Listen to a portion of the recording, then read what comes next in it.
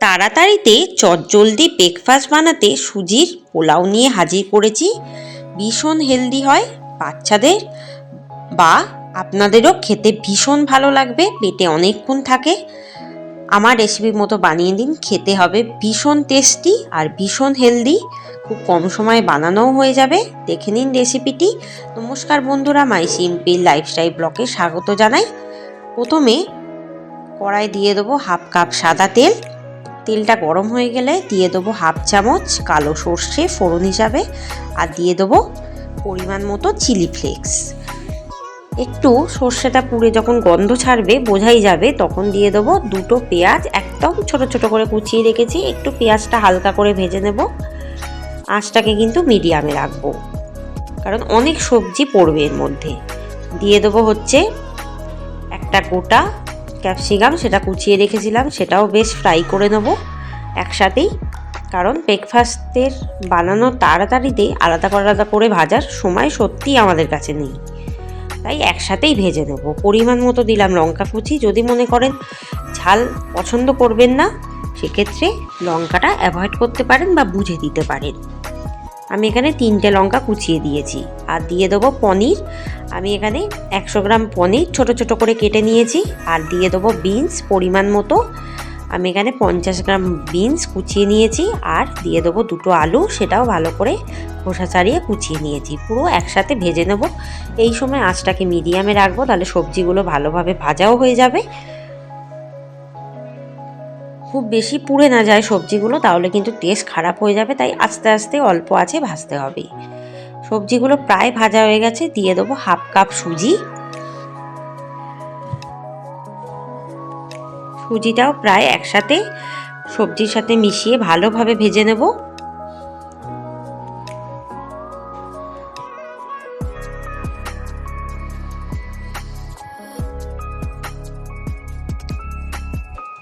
দিয়ে দেবো half cup নারকেল গ্রেট করা, আর একটু কাজু বাদাম, যেটা প্রায় একসাথেই ভেজে নেব।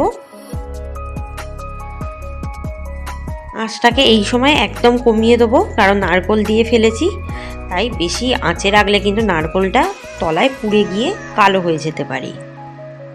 এরপর দিয়ে দেবো আরও হাফ কাপ সুজি। দিয়ে আবারও ভালোভাবে মিশিয়ে দেবো। আমি এখানে মোট 2 কাপ সুজি নিচ্ছি।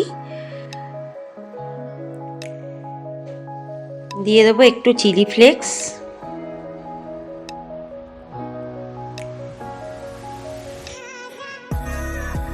দিয়ে আবারও খুব ভালোভাবে এটাকে নাড়িয়ে দেবো। এরপর দিয়ে দেবো একটু মিক্স হার্বস আর অরিগ্যানো পরিমাণ মতো। দিয়ে আবারও ভালোভাবে নাড়বো এটাকে। সুজিটাকে একদম নাড়তে নাড়তে নরম করে নিতে হবে, তাহলে বেশি জলের প্রয়োজন হবে না। এরপর দিয়ে দেবো হাফ কাপ জল, যাতে সবজিগুলো সিদ্ধ হয়ে যায় আর সুজিটাও যাতে সেদ্ধ হয়ে যায়। এবার একদম আঁচটাকে কমিয়ে দেবো। এরপর আস্তে আস্তে হোক এটা। এরপর দিয়ে দেবো পরিমাণ মতো নুন আর 1.5 চামচ চিনি, একটু মিষ্টি মিষ্টি ঝাল ঝাল হবে। আর দিয়ে দেবো ঘি 3 টেবিল চামচ। এবার নাড়তে চাড়তে কিন্তু জলটাকে একদম শুকিয়ে দিতে হবে। তারপর দিয়ে দেবো আরও হাফ কাপ জল।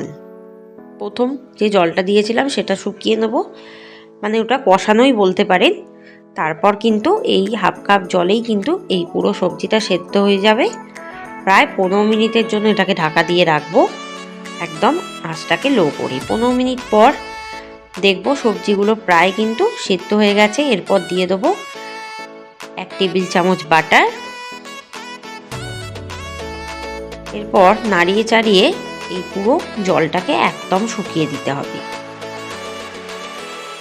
দেখুন সবজিগুলো প্রায় সেদ্ধ হয়ে গেছে, আলুও সিদ্ধ হয়ে গেছে। আঁচটাকে কমিয়ে দেবো, তাহলে এটা কিন্তু নাড়তে আরও সুবিধা হবে। এরপর দিয়ে দেবো উপর থেকে গ্রেট করা চিজ,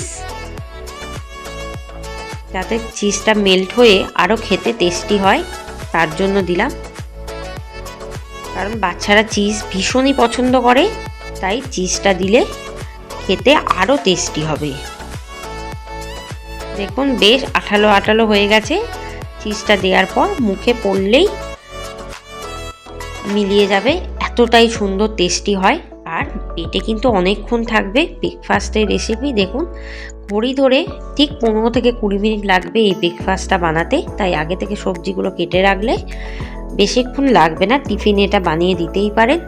আর যদি আমার রেসিপি ভালো লাগে অবশ্যই চ্যানেলে সাবস্ক্রাইব করবেন, বেল আইকনে ক্লিক করে রাখবেন, আর আমার সমস্ত রেসিপিগুলো দেখতে থাকবেন। উপর থেকে একটু গ্রেট করা চিজ ছড়িয়ে দেবো। ব্যাস রেডি আমার সুজির পোলাও। আশা করি ভালো লাগবেই।